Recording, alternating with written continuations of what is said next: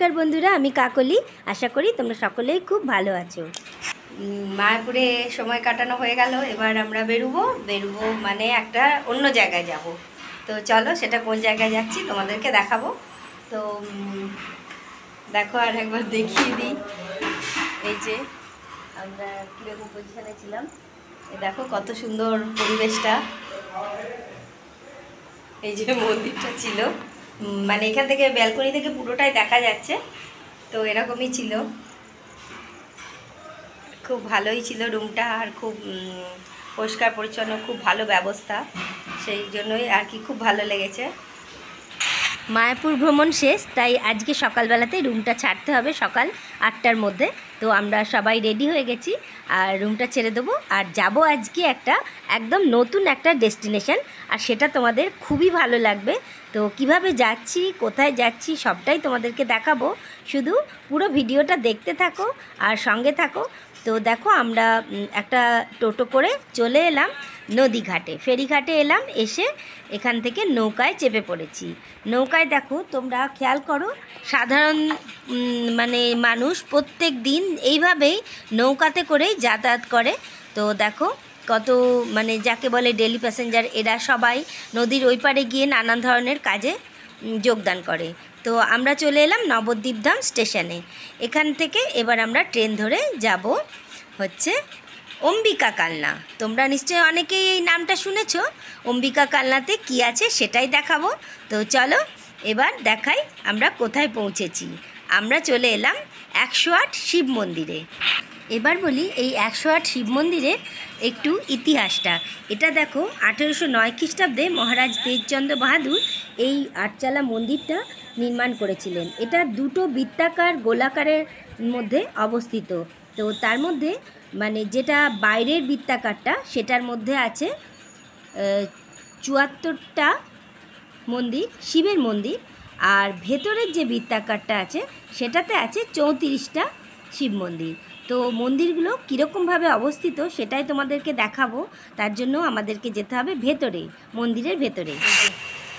এটা ঢোকার গেট, এখান থেকে ঢুকবো। আর এর ঠিক উল্টো দিকেই আছে রাজপ্রাসাদ বা রাজবাড়ি, আর রাজবাড়ির ভেতরে মন্দির। তো সেটাও তোমাদেরকে দেখাবো। দুটো লোকেশান, দুটো ডেস্টিনেশান আজকে তোমাদের সঙ্গে শেয়ার করব।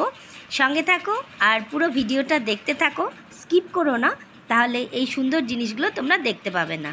তো দেখো, আমরা মন্দিরের ভেতরে ঢুকে গেছি। প্রচণ্ড রোদ্দুর ছিল। 108টা এখানে শিব মন্দির আছে, এবং এখানের 108টা শিব মন্দির কিন্তু বৃত্তাকারে আছে। তো এই যে বাইরের সাইডে যত শিব মন্দিরগুলো দেখছো, এগুলো হচ্ছে 74টা আছে। আর ভেতরের যে গোলাকারটা তোমরা দেখতে পাচ্ছ, সেটা আছে 34টা।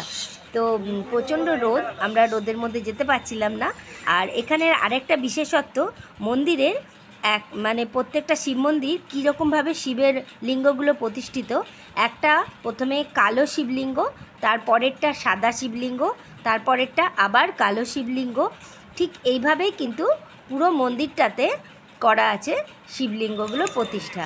তো আমরা কিছুটা মানে ঘুরলাম, তো পুরোটা ঘোরা সম্ভব হলো না যেহেতু প্রচণ্ড রোদ ছিল।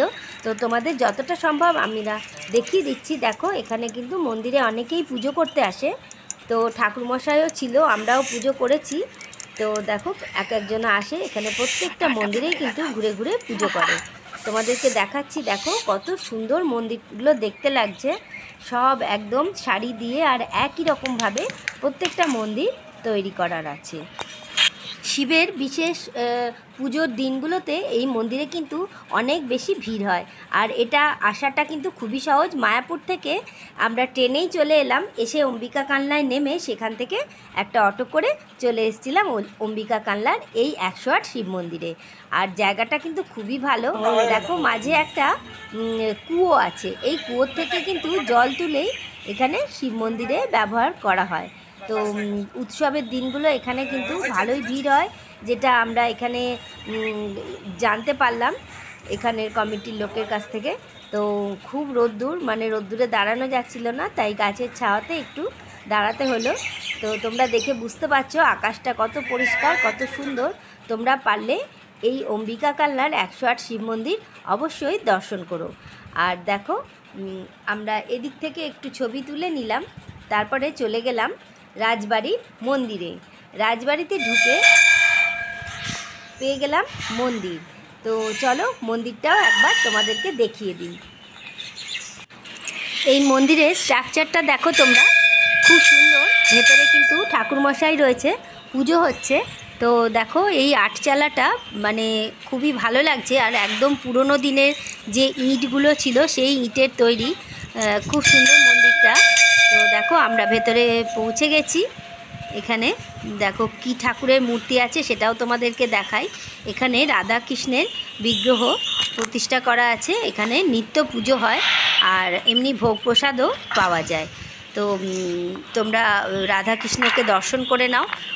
দেখো এবার বাকি মন্দিরটাও তোমাদেরকে আরও দেখাবো। মন্দিরটা কিন্তু খুবই সুন্দর, কারুকার্য করা আছে, আরও সুন্দর সুন্দর জায়গা আছে। আমরা সবটাই ঘুরলাম, দেখলাম।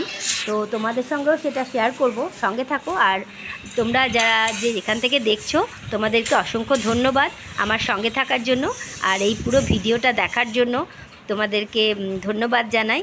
যারা নতুন বন্ধু তোমরা অবশ্যই আমার চ্যানেলটাকে সাবস্ক্রাইব করে তার পাশে বেল আইকনটা প্রেস করে দিও, তাহলে যখনই আমি কোনো ভিডিও আপলোড করব সবার প্রথমে তোমাদের কাছে পৌঁছে যাবে। আর যদি ভিডিওটা ভালো লেগে থাকে তাহলে অবশ্যই একটা বিগ লাইক করে দিও, তাহলে আমি যখনই ভালো ভালো ভিডিও দেব সেগুলো তোমরা দেখতে পাবে।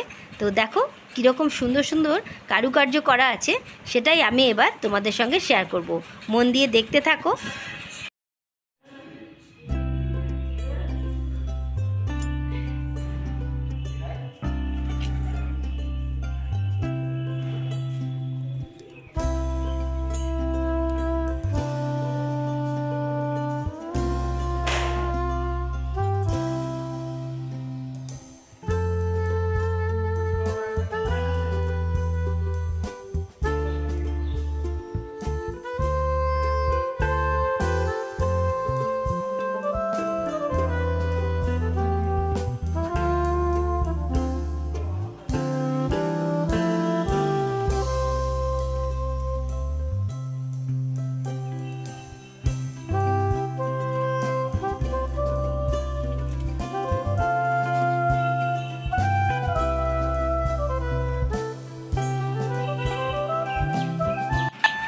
তো এই ছিল অম্বিকা কালনার 108 শিব মন্দির, আর শিব মন্দিরের সামনাসামনি অবস্থিত রাজবাড়ি বা রাজপ্রাসাদ আর তার মন্দির, সবটাই তোমাদেরকে শেয়ার করলাম। তোমাদের পুরো ভিডিওটা কেমন লাগলো অবশ্যই কিন্তু কমেন্ট বক্সে কমেন্ট করে জানিও। আজ তবে এই পর্যন্তই। সবাই ভালো থেকো, সুস্থ থেকো। আবার দেখা হবে নতুন কোনো ভিডিওতে। টাটা।